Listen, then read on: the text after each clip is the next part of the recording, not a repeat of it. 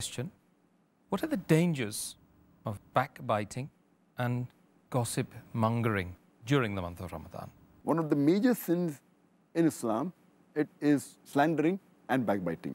And Allah says in the Quran in Surah Humza, chapter number 104, verse number 1, وَيْلُلْ لِكُلِّ هُمَزَةٍ لُمَزَةٍ. Woe to every kind of backbiter and slanderer. That you have to woe to everyone who backbites and slanders. And Allah says in the Quran in Surah Hujurat, chapter number 49, verse number 12, that avoid suspicion, because sometimes suspicion is a sin. Do not speak ill about anyone behind the back. Are you ready to eat the meat of your dead brother?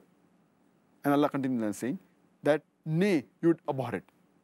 Here Allah gives the example that a person who backbites, it is as though he is eating his own brother. Now, eating the meat of your own brother is haram. And further it says, eating dead meat. Eating dead meat is also haram. So if you backbite, you're committing a double sin. Not only eating the meat of your brother, eating the flesh of your dead brother. So it is a very grave sin. And our beloved Prophet Muhammad said, it's mentioned in Sahih Muslim, volume number 4, hadith number 6265, where Prophet Muhammad asked the Sahabas that, do you know what is backbiting? They say that the Messenger of Allah knows the best.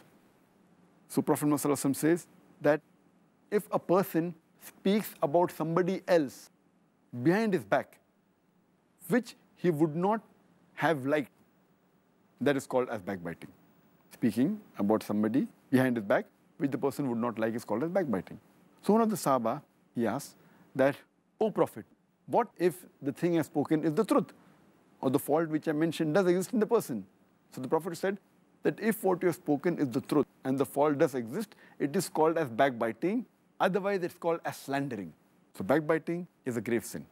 There's another Sahih hadith mentioned in Sunan Abu Dawud, volume number 3, in the book of Manners, hadith number 4857, where Hazrat Aisha, may Allah be pleased with her, the wife of the Prophet, she speaks about Safiya and says that she is such a such thing, meaning she is short-statured.